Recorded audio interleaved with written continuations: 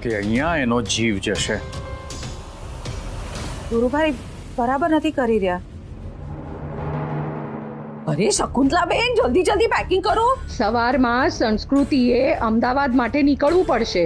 આવી રીતે કરશો તો તમે કેમ ચાલશે? છાયાબેન, હું શું કહું છું, તમને નથી લાગતું કે ગુરુભાઈ ઉતાવળ કરી રહ્યા હોય? ગુરુ પહેલી વાર સાચો નિર્ણય લઈ રહ્યો છે. આ સાચું નથી છાયાબેન.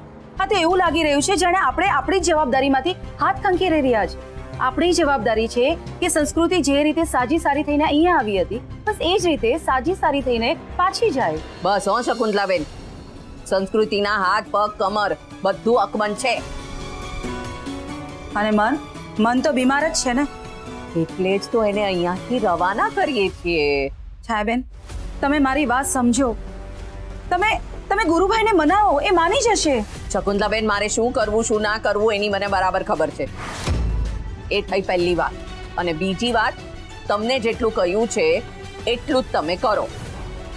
નથી થતું તમારાથી, તમે રહેવા દો, હું કરી દઈશ. પણ ફૈબા પ્લીઝ, હું નથી જવાની અમેરિકા. મારે અહીંયા જ રહેવું છે.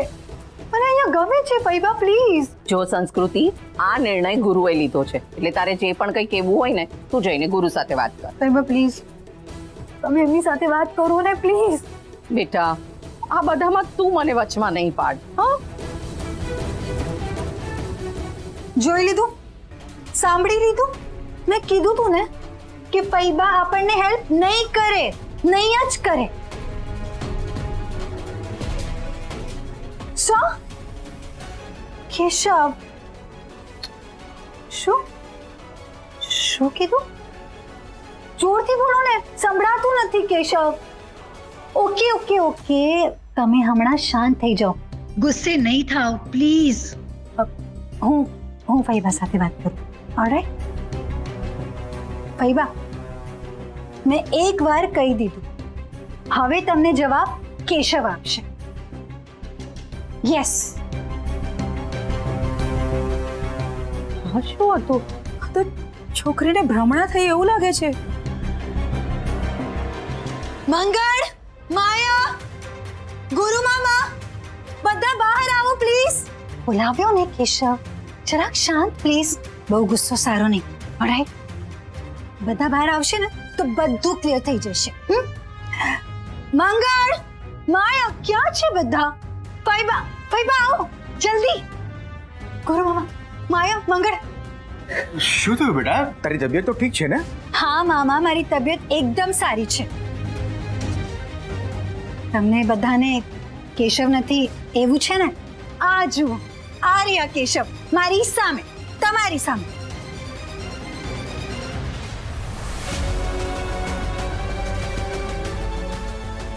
જુઓ. એમ ક્યાં છે કેશવ? બતાવ. ફૈબા, આ રહ્યા કેશવ મારી પાસે, તમારી સામે. જુઓ ને કેશવ, તમે જ કહો તો જ બધાને વિશ્વાસ આવશે કે તમે છો, તમે જીવો છો. કોને કેશવ? એ છોકરી શું બકવાસ કરે છે? હા, સંસ્કૃતિ, ભાન છે કે નહીં? તારી બાજુમાં કોઈ નથી. મંગળ, એક મિનિટ. મંગળ, તું આવું કરે છે? તને તો બધી ખબર છે ને. મેં તારી વાત પણ કરાવી હતી એમની સાથે, યાદ છે ને? ના, મેં કોઈની જોડે વાત નથી કરી. તું શું બોલે છે સંસ્કૃતિ? ઘોટાળા, આની હારે બહાર રખડીને તું પણ આના જેવો જ થઈ ગયો છે. નહીં ફૈબા, સંસ્કૃતિ જે કે બધી વાત માનવાની જરૂર નથી. અરે, what's wrong with you? હું સાચું કહું છું. જુઓ, સાંભળો, કેશવ પણ એ જ કહે છે કે જીવતા છે. કેશવ, શું થયું? કેમ બેસી ગયા? ફૈબા, આપણું કામ ત્રીજા જ ડોઝમાં થઈ જશે. ત્રીજો ડોઝ લેતા જ સંસ્કૃતિ બસ આમ જ દવાની અસર ચાલુ રહે.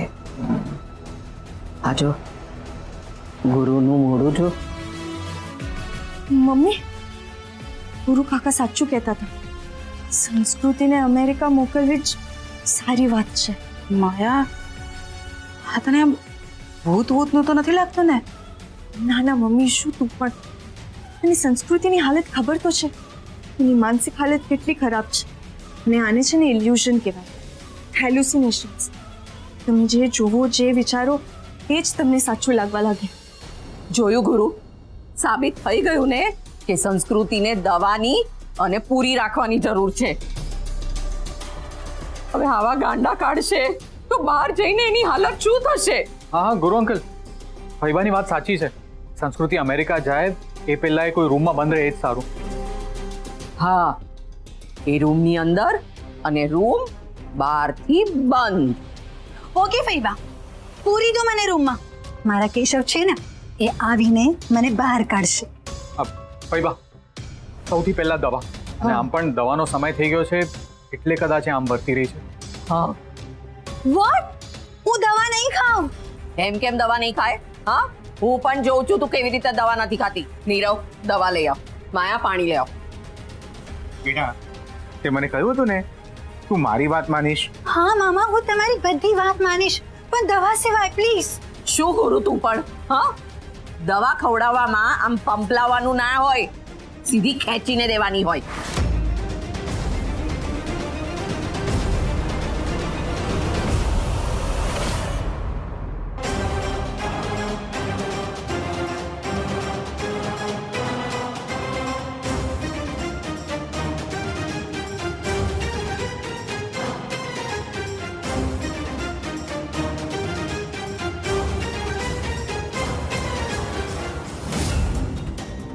મામા, ગુરુ મામા પ્લીઝ આવું નહીં કરો. પ્લીઝ દરવાજો ખોલો.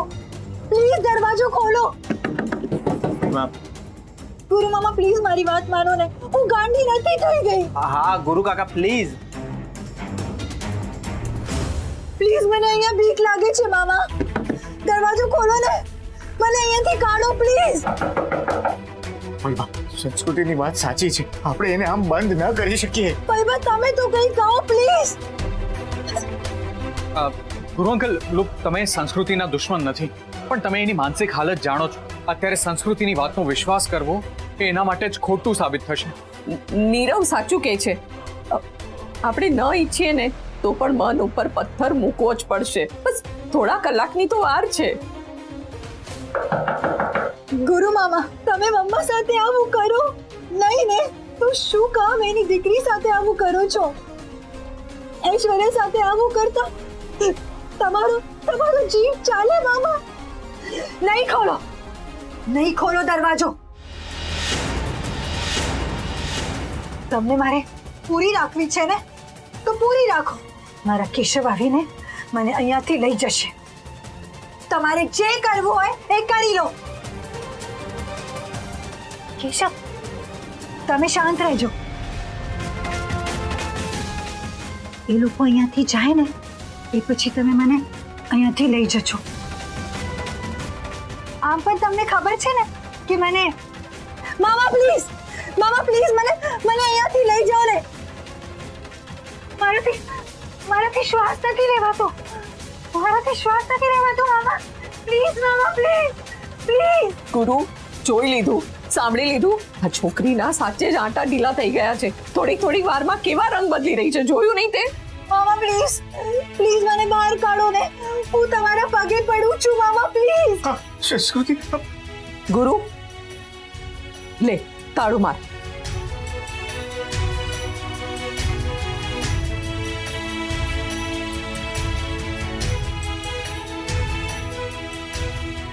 ના ગુરુ કાકા.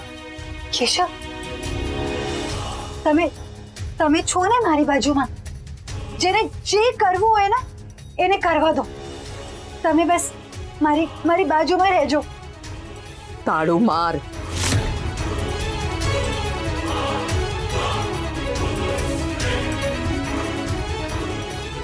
પ્લીઝ મામા, માનો મારી વાત પ્લીઝ.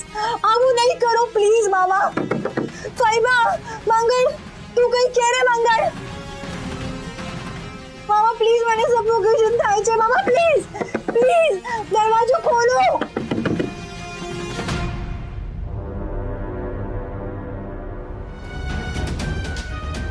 મારી જ ભૂલ કે મેં એને પાછી અમેરિકા મોકલવાનું નક્કી કર્યું અને એની હાલત આવી થઈ ગઈ. એની આ હાલત માટે બીજું કોઈ નહીં પણ હું જવાબદાર છું. હું દ્વારકાધીશ મને ક્યારેય માફ નહીં કરે. દ્વારકાધીશ તો શું, હું મારી જાતને ક્યારેય માફ નહીં કરી શકું. ક્યારેય નહીં, ક્યારેય નહીં, ક્યારેય નહીં. માયા, સમજાતું નથી કે ગુરુભાઈ જે કર્યું છે એ સાચું છે કે પછી મમ્મી, કાકાએ જે કાંઈ પણ કર્યું ને એ એકદમ બરાબર કર્યું. તે જોઈને સંસ્કૃતિની હાલત, આવી હાલતમાં જો એ બહાર જશે તો એના માટે તો ડેન્જરસ છે જ, પણ સાથે સાથે બીજાને પણ જોખમમાં નાખે એવું છે. પણ માયા, એનો અર્થ એ નથી થતો ને કે આપણે પોતાની જ દીકરીને પૂરી દેવાની હોય. મમ્મી, તું વાત માયા. સમજ. જવાબ આપે જો સાચા પડાતું હોત ને તો દુનિયાના બધા જ વકીલ સાચા હોત. ઘણી વખત વાત નહીં, વ્યવહાર અનુભવવાનો હોય. ફાઇનલી સંસ્કૃતિએ મનથી પણ હથિયાર હેઠા મૂકી દીધા. હવે ગાંડી અને હું ગગન મહેલની રાણી. હવે આ ગગન મહેલ, દ્વારકા ફરસાણ ને વૈષ્ણવ પરિવારની બધી સંપત્તિ મારી.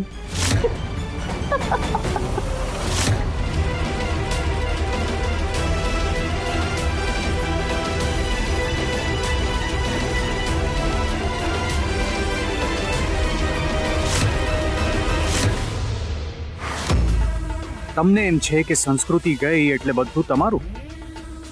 આને કહેવાય જાગતી આંખે સપના જો. જરાય નહીં, આ બધું મારું છે, માત્ર ને માત્ર મારું.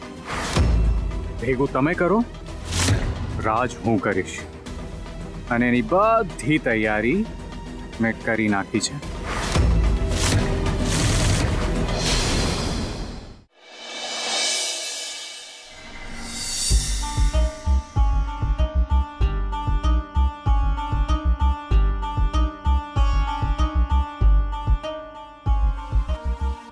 હા, તમને હાથે શું વાગ્યું? હા, કરમની કઠણ. મજાક કરું છું. અરે, તારા લગ્નને લઈને હું એટલો ઉત્સાહમાં છું ને કે પોતે જ ફૂલ બજાર વયો ગયો ફૂલ લેવા. પણ ત્યાં એક હાથ ગાડીવાળો મારા કરતા વધારે ઉત્સાહી હતો. એને મને ઠોકી દીધો ને હાથ બહાર નીકળી ગયો. ડોક્ટર પાસે ગયો તો બધું ઠીક છે, દવા આપી. ઠીક છે ને? તું ઈ છોડ, તારી ઊંઘ પૂરી થઈ. નબળાઈ લાગતી હશે નહીં થોડી, પણ ડોક્ટરે કીધું ઈ નોર્મલ છે, ચિંતા નહીં કરવાની. મને નબળાઈ કેમ લાગે છે ને? કાલે તમે બે અહીંયા હતા ને હું. કાલે નહીં, કાલની ક્યાં વાત કરે છે? આજે સાંજે તારા લગ્ન છે. શું વાત કરે ને? હવે તારું આખું ફોકસ ખાલી લગ્ન પર રાખવાનું. હા, અને એ છોકરી, મારી વાત સાંભળી લે, તારે એટલું જ ધ્યાન રાખવાનું કે સમયસર માધવને લઈને માંડવે પહોંચી જવાનું. હા બેટા. હા ના કાકા, હું તમને કોઈ બીજી વાત કહી રહ્યો છું. ખાલી તમે બે અહીંયા ઊભા હતા. ના ના ના ના ના ના ના, તું તારા મગજને વધારે તસદી નહીં દે. સમજી ગયો તારી બીજી વાત. મને આ કૃતિએ વાત કરી હતી એમ જ ને કે તારા લગ્ન છે તો તારા મામા, તારા ફૈબા એટલે કે મારી બેન ક્યાં છે? આવવાના છે ભાઈ, આવવાના છે. એ લોકો તો આવે જ ને, ઘરનો પ્રસંગ હોય તો. હા માધવ, બધા આવશે ને જો કોઈ ન પણ આવ્યું તો શું વાંધો છે? તું શું કામ ચિંતા કરે છે? હા, આપણો પ્રસંગ છે, આપણે તો સેલિબ્રેટ કરવાનો જ હોય ને, રાઈટ કાકા? હા, રાઈટ. કેમ? મારા માધવની ઈચ્છા હોય કે એના લગ્નમાં આવવા જોઈએ લોકો, એ આવશે જ. હા.